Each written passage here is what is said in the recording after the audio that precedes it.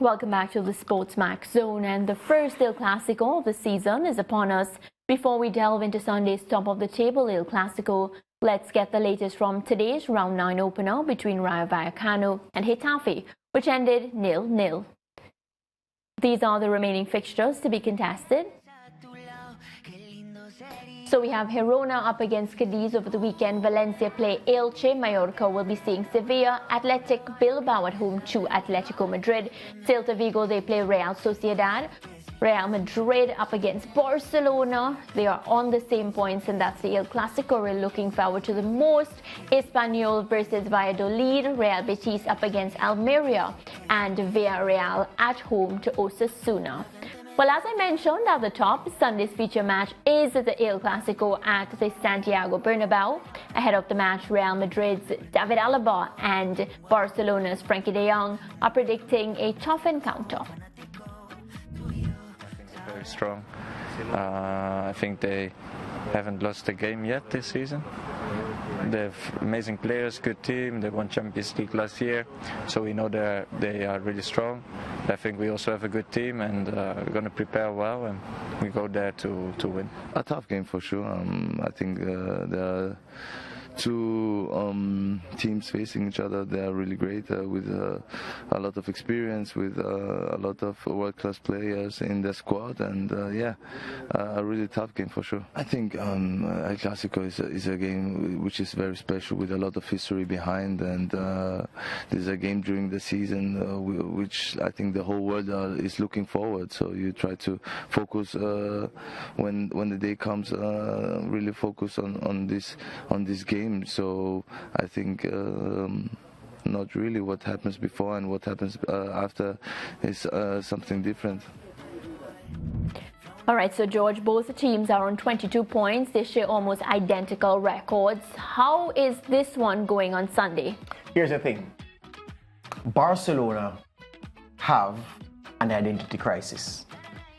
It could have been better. They could have had an identity issue, but it's an identity crisis because there are disparate pieces that were pulled together to meld together this season, that the melding hasn't quite gone apace. And so, whereas Real Madrid, it's a unit that is functioning as a unit. And it's amazing that we can say that because there are new pieces in the unit. Casemiro, an ever-present in the unit, is gone.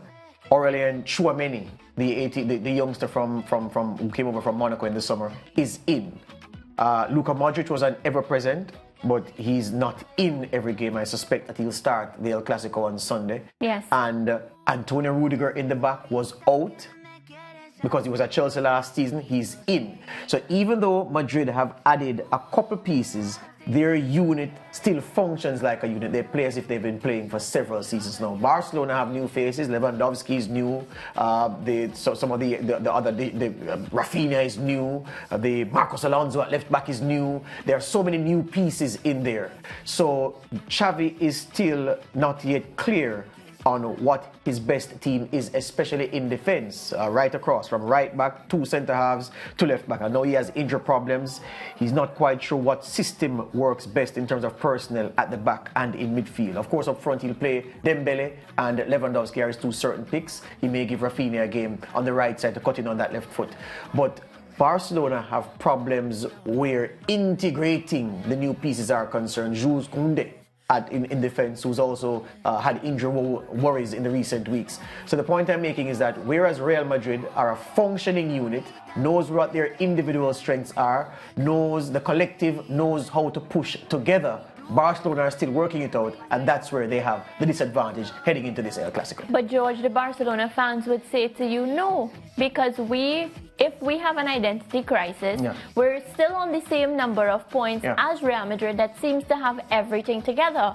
So does this mean that it comes down to the actual day? Because these two teams, as I said at the top, have identical records. No, well, here's what I'll say to them, and that's what they'll say for real. What I'll say to them is this.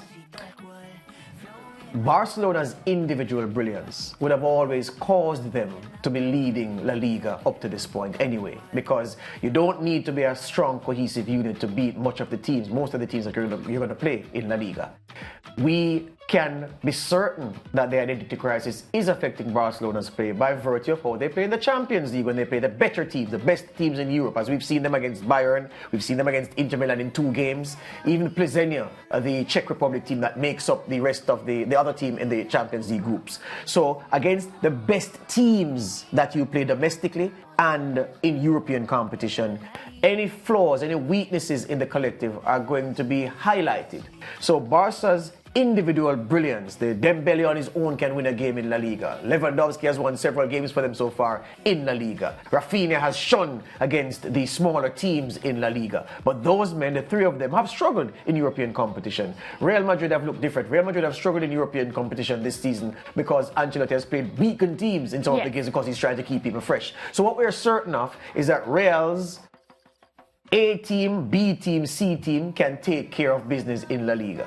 Barca's A team can take care of business in La Liga. Real's B team can manage in Europe. Barcelona's A team struggles in Europe. Therefore, it is fair to say the identity crisis is still giving Barca a challenge, and against the best team in La Liga, Real Madrid, that identity crisis and the strength of the Barcelona collective will be tested significantly, is the point I'm making. And George, are we to expect exciting football? Because Robert Lewandowski getting the goals for Barcelona, we know what Karim Benzema does for his team. It goes without saying. And of course, he's gotten the assistance from Vinicius Jr., who's been a star also for Real Madrid. Do we expect a game with a lot of goals? Are we expecting a draw? What do you see happening? We could get a 3-2. We could get a 4-3. This is El Clasico. Both teams are Spanish royalty, and they are chock filled with brilliant individual talent. You just ran through some names, and there are several more names that you could have mentioned. Yeah. So what is true is that this game, it could go wild. It could go end to end. It could be cagey. I don't expect 1-0. I don't expect 1-1. I could see 2-2. I definitely can see 3-2, and I can definitely see 4-3. I can see even 5-4, Mariah, because there's so much attacking talent on both teams. Yes. Yes, yeah, it could go wild. Yeah, I think an El Clasico brings out this sort of fire from the players. You know, it's against your biggest rival, if you want to put it that way. And there's a different kind of energy coming from the fans. Can I say to you as well, it could be a 4-0, a 5-0. Yes. Either way. I think it so. could be. Yeah, there you go. I think it could be very lopsided too. All right, well, we're switching leagues now. Round 11 in the English Premier League got on the way earlier today with Brentford hosting Brighton at the GTEC Community Stadium. That match finished 2-0 in favour of Brentford. And the remaining matches in round 11C, let's take a look. This weekend we have Leicester up against Crystal Palace, Fulham at home to Bournemouth, Wolves at home to Nottingham, Tottenham they play Everton, Aston Villa will be seeing Chelsea, Leeds up against Arsenal that seem to be flying very high, Manchester United will be playing Newcastle, Southampton up against West Ham, and the match of the weekend, Liverpool up against Manchester City. George? Yeah, big game at Anfield on Sunday. Liverpool go into it off the back of, they couldn't have asked for a better prep game. Rangers rolled out the red carpet and rolled over and asked for their bellies to be tickled by Liverpool in the Champions League, and Liverpool slammed them for 7. Salah but that gave them confidence too. Yes, yeah, that's what I'm saying, right. So they asked for their bellies to be tickled. They were very conducive to what Liverpool wanted to do. Liverpool wanted to get their strikers scoring. They scored. Wanted to get their attacking midfielders hitting their straps, finding their passes, making those runs and getting into the rhythm to replicate the same thing again, to replicate those performances against City. And Rangers were very complicit in all of that. Man City have shown this season that they are a horse of a totally different color. With Erling Haaland, they've gone up a level, it seems, and you expect them to be stronger than Liverpool on Sunday. But Liverpool has had the measure of Man City in recent games, and even where City have eked out a win or held on for a draw, you came out of those recent games feeling that Liverpool played the better football. But Liverpool is not in that kind of form now. And make no mistake, it's not that Liverpool are back to form. It's just that Rangers were poor in the Champions League in midweek. Stayed with them for the first half an hour, but then playing against a team used to playing that we've seen and gone gaga about over the last three and a half seasons. Man City are as strong as ever. That's why the odds suggest a Man City victory. But yeah, it's going to be a close one, I think. Yeah, it's the worst start that Liverpool has had in their Premier League season. They're 10th on the table. They have 10 points and it's been 8 games, George. But what I want to say is I wanted to point out the importance that Pep has seen in this fixture, because the fact that he would have arrested Erling Haaland in the Champions League fixture shows the the massive importance that he's placed on this particular matchup.